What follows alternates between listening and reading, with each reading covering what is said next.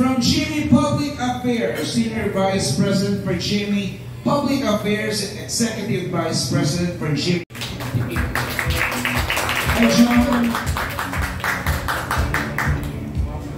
Narito rin si Christopher Martin.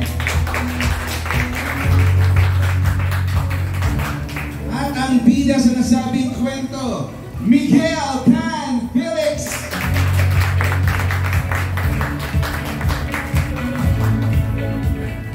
And from the story Berbalam, nandito po ang ating bida, Miss Sania Lopez.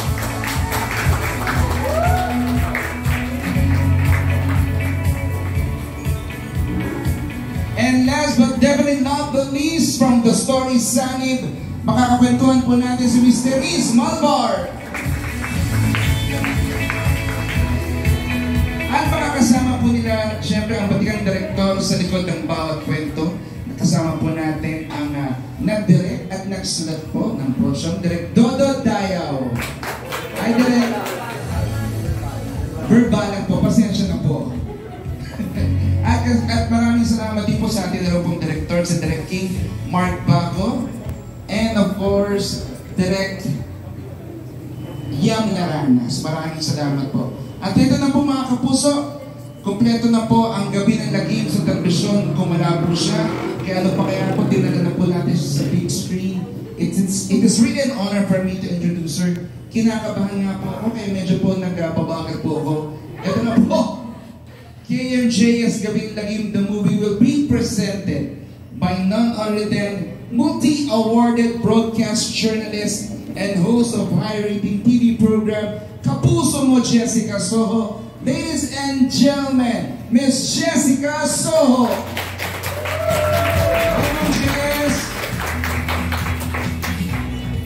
And at this point, let's have a quick photo of Bob.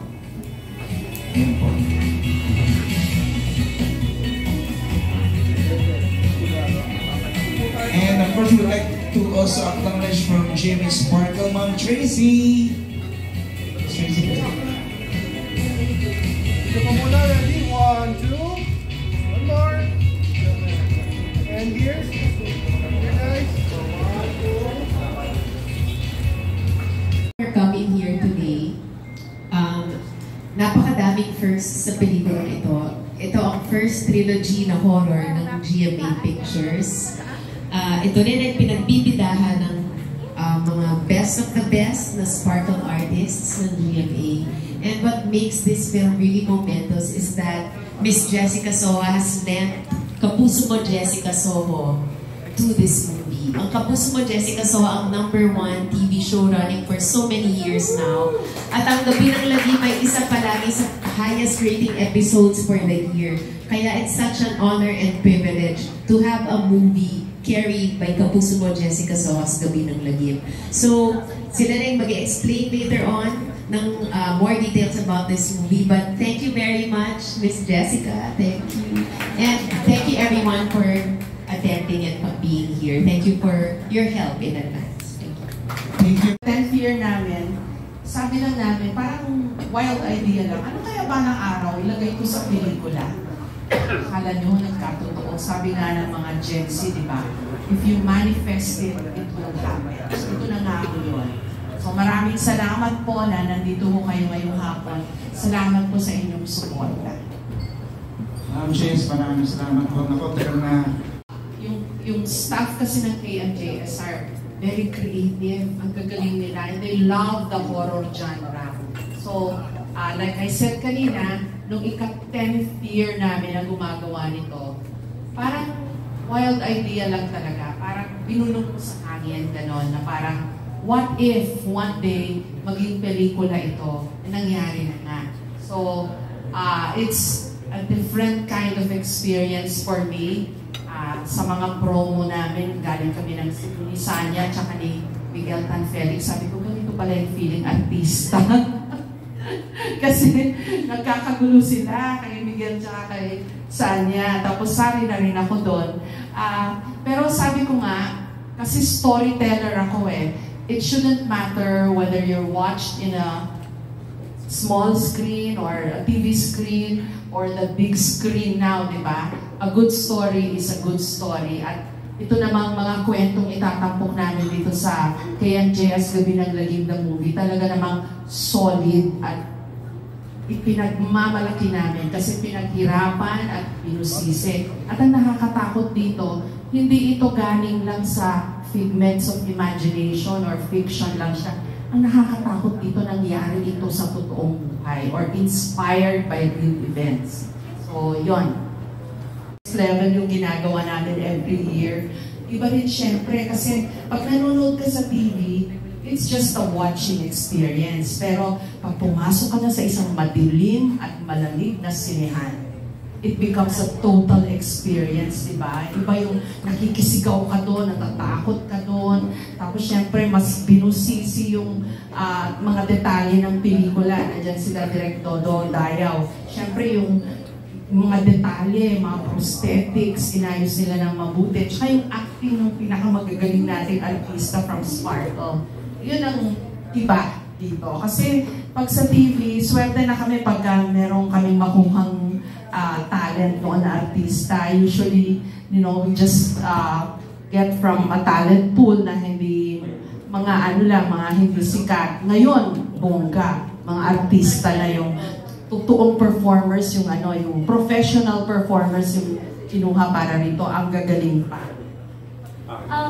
Last question, sorry pa, may pahabol ko. Yes. Ano ba yung maipapromise niyo po sa viewers po?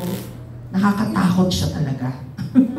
Kasi lalo na yung sanib, dahil nung nag-Halloween special kami this year, naka-interview ko ng exorcist priest. Akala ko nung una, alam mo, parang hindi siya masyadong clear sa akin. Alam ko may mga exorcism rites, even in the Vatican meron talaga eh. Kunento sa akin ng mga pare, ng mga madre na nang-interview ko. Pero for the first time, to hear it from an exorcist priest, iba eh. Tapos ang sabi niya sa akin, alam mo Jessica, totoong maraming nakakatakot sa mundo, maraming demonyo. Totoo pala yung mga fallen dark angels, at saka marami raw sila. So imagine itong case study ni Gillian Ward, yung pinortray niyang character. Hindi lang isa yung sumanib sa kanya, napakarami. Imagine that. So, and it happened in real life.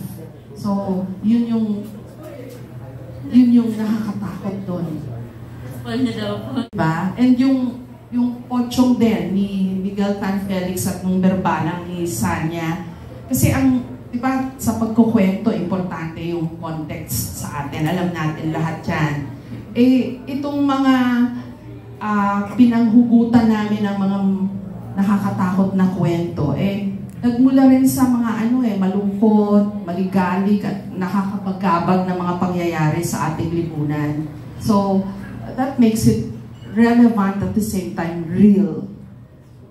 Thank you so much. There was a committee na nag-screen ng mga story pitches from our viewers and our followers. Nag-call out muna, and ang daming sumagot, ang daming nagbigay ng kanilang experiences. So, ayun. And then, syempre ni-screen hanggang na-whittle down yung mga pitches into the last or final 3 stories. Thank you. And sa dami po na na-cover ninyo na kababalaghan, naniniwala po ba kayo sa multo and any memorable experience? Naniniwala ako kasi nakakita na ako. Nung araw, meron kaming namatay na producer sa newsroom. Eh nagkataon, nakabakasyon ako. So hindi ako nakapunta sa wake niya. And then one morning, while I was preparing to go to my morning show, alam mo yung experience, ganun pala yun.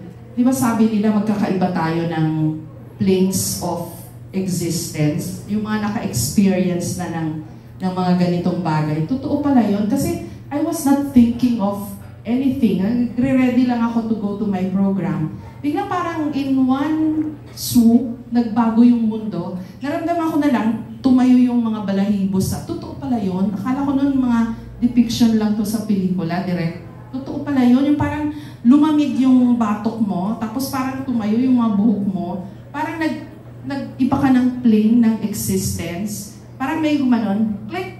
Tapos parang naiba yung mundo. Tapos kasi I was trying to open my drawer, pag tingin ko na paakyat, hindi ko alam kung literally or physically nakita ko siya, pero nagtataka ako, bakit may na-imprint na image sa isip ko?